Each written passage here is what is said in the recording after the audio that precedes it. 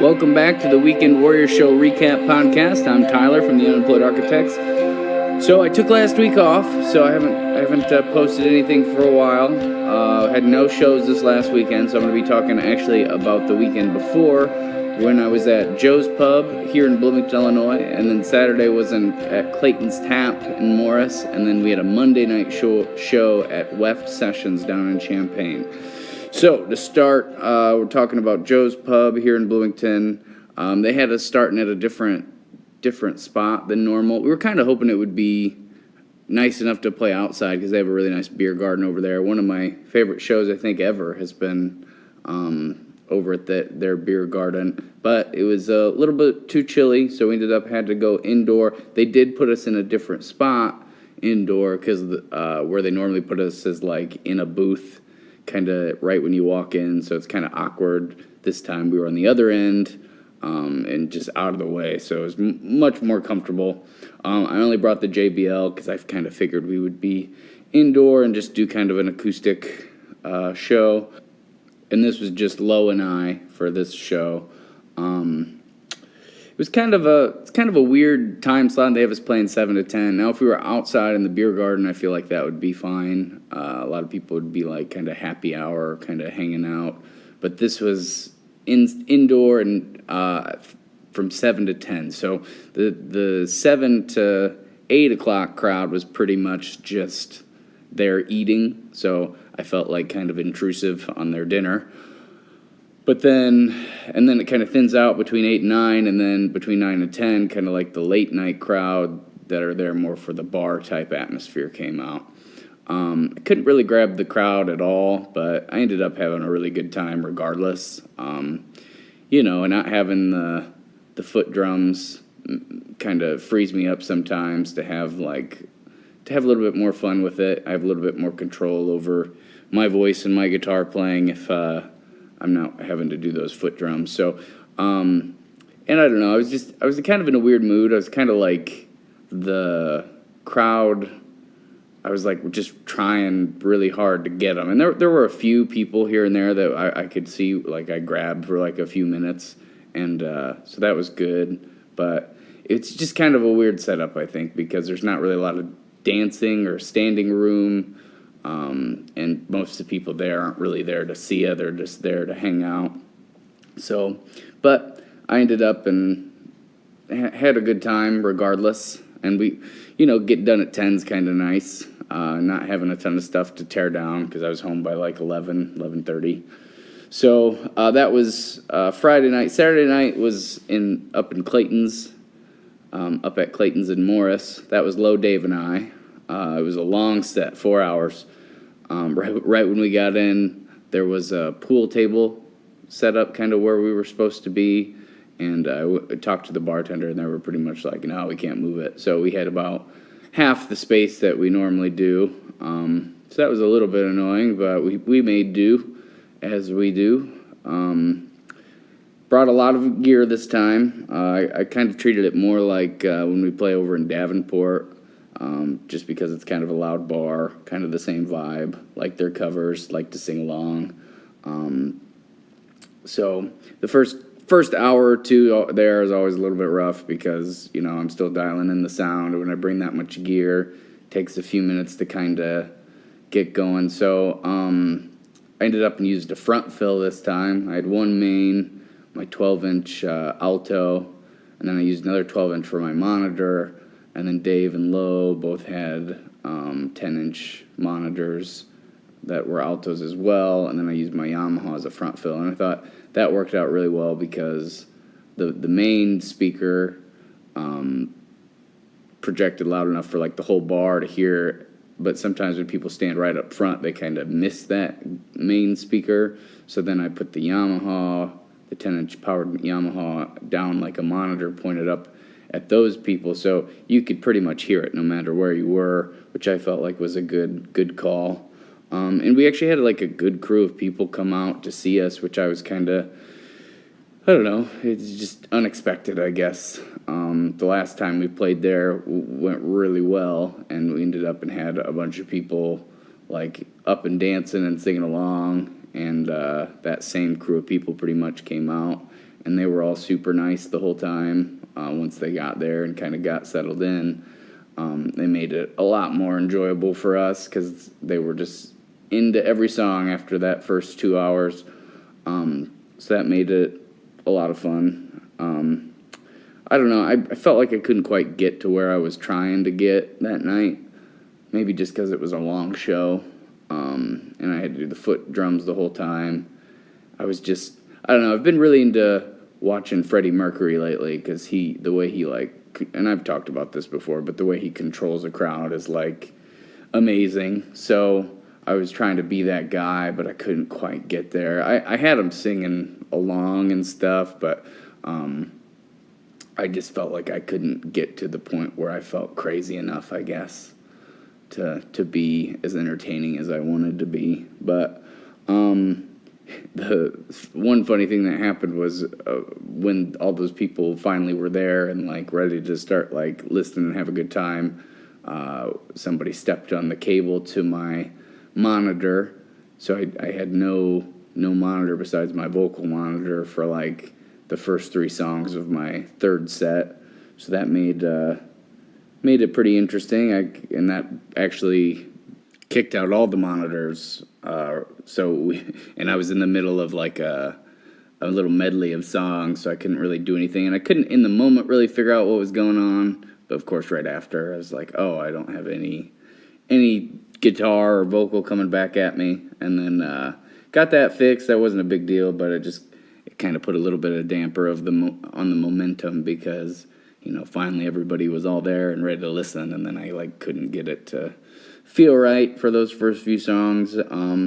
But we got it going after all, and we got the crowd chanting a lot. They kept doing a Dave call, which was pretty because I introduced everybody, and they got a kick out of Dave playing the congas and the bongos. So they kept chanting his name. I gave Dave a guitar at one point and got the crowd kind of clapping and kind of singing along with me while he was playing some guitar just to change it up. And on a long show, I feel like it's more fun to just do stuff weird stuff that, might never happen again, but, you might end up and start something cool. But broke up the show a little bit, which was nice. And, I think the crowd had a really good time, and that's ultimately why we were there. I had a good time, but just, like I said, I was just not quite getting to the point I wanted to. I had it in my head I was going to get there all night, and I just never really quite got there. So then, and I also had to work both of these days, which I think really sucked a lot of the life out of me on both of them. I mean, the Friday night show, when I worked, I wasn't doing foot drums, and it was only a 3-hour show, but that Saturday night, having to work during the day, then rush to the show, set everything up, do the foot drums the whole time. By the time I was ready to start getting into it, I feel like that's when my energy started to wane just a little bit. So, so Monday we played on WEFT, which is something we had done a bunch of times forever ago, probably 3 or 4 times when we were just starting out, and we played full band, and they'd give you a nice, decent recording after of the show, so you could post those. And when you're first starting out, you don't have a lot of ways to get good recording unless you pay for it. So, it's always a big bonus. But then I got into recording our Designed to Shine album, which took a really long time to record, and that's kind of was my main focus, and kind of forgot about WEFT for a while, and then it kind of clicked back on my radar because I was watching some Heroic Charade, actually, on some old WEFT videos. I'm like, I wonder if they still do that. So I hit them up. We ended up and did that at 3-piece as well, so just Low, Dave, and I.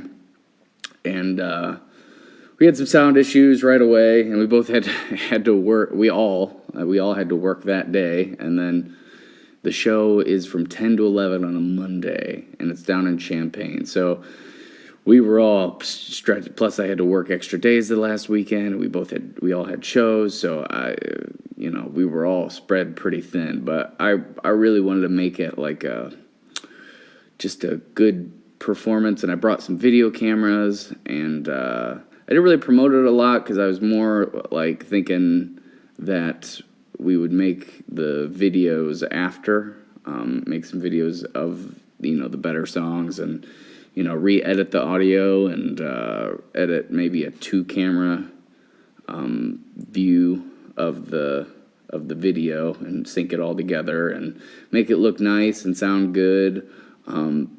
But anyway, so we got there. We had a bunch of time to set up, but somehow we still started setting up, or like we set up to the exact point we're supposed to start, and then there were issues with my vocal pedal. It somehow started looping some stuff and got really loud and crazy. So at the very beginning, my vocals are turned almost all the way down. And Laurelyn's were really loud, so it took them a while to kind of figure that out. And there's just something weird about, playing. I feel like I'm more comfortable now than I ever have been before, and maybe that's because of this podcast, just talking and knowing that some people can listen to this at any time, and, I'm not talking directly to anybody, but when you're on the radio and you know that there's people listening live that you can't see, but that can hear you, but you can't hear them, it's kind of a weird vibe. But again, I think I was the most comfortable I'd ever been in that situation, and I think we performed pretty well after the first 3 songs, and it was like a different style, because usually I play their full band with Blair, so this was all me and Laurelyn. Laurelyn sang a few solo tunes, but I just was pretty relaxed, and having her vocals turned up so loud definitely made for a different sound a little bit, but in a good way, I think. I think she sang really well.